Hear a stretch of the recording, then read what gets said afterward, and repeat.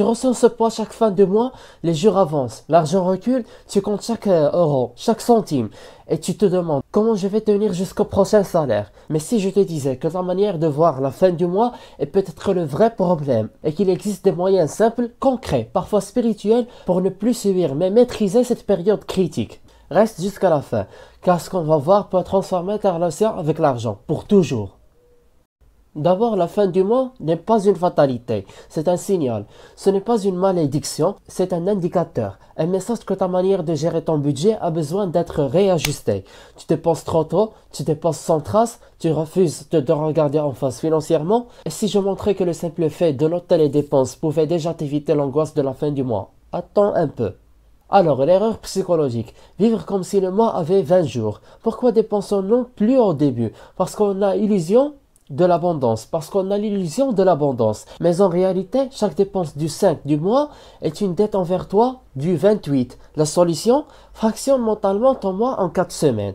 Donne à chaque semaine son budget. Tu veux savoir comment les Sahaba géraient leur argent avec sagesse, même quand ils étaient riches? On y arrive. Donc le mindset islamique, l'argent est une amana, pas un jouet. Dans l'islam, l'argent est ni bon ni mauvais. C'est une épreuve et Allah peut t'éprouver par l'abondance ou par le manque. Mais dans les deux cas, tu dois montrer une seule chose, que tu es esclave d'Allah et pas de l'euro. Tu veux un outil concret de baraka pour ton argent à la fin du mois, c'est dans la prochaine partie. Donc le réflexe baraka, donner avant de garder. Ça semble contre-intuitif. Tu es à court et on te dit de donner, mais celui qui donne quand il a un peu est celui à qui Allah remplira quand il aura beaucoup. Commence par 1% de sadaqa automatique chaque mois. Tu verras la différence. Ce n'est pas magique, c'est spirituel.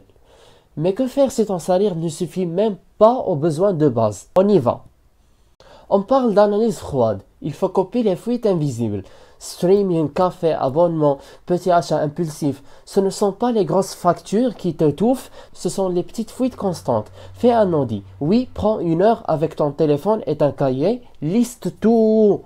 On critique l'auto-sabotage. Ton inconscient veut peut-être que tu restes pauvre. Oui, c'est dur à entendre, mais certaines personnes associent l'argent à la douleur. L'argent m'a détruit la famille. Les riches sont arrogants, je ne mérite pas. Résultat, tu dépenses pour t'en débarrasser inconsciemment. Comment reprogrammer ton rapport à l'argent et ne plus fuir l'abondance? C'est tout de suite. Il faut reprogrammer ton cerveau pour finir le mois dans le vert. Répète-toi chaque jour, je mérite un équilibre financier, je suis capable de le gérer. Je suis un dépositaire de ce que Dieu me donne. Fais des affirmations positives, entoure-toi de personnes qui respectent l'argent. Lis des livres sur l'intelligence financière musulmane. Mais attention, il y a une dernière erreur que même les croyants font, et elle bloque leur baraka. Tu veux savoir laquelle? Tu veux que ton argent dure? Arrête de t'en plaindre. La plainte constante attire la pauvreté. Ce n'est pas mystique, c'est psychologique. Tu nourris ton cerveau avec le manque. Alors il ne voit plus que le manque. Commence à remercier, même 1 euro, même une promo, même un couscous offert. Cela change ton état. Et ton état attire l'état suivant. Maintenant, comment transformer tout ça en plan d'action concret? Chaque fin de mois, je te le résume. Alors, la conclusion, ton plan de survie financier en 5 points.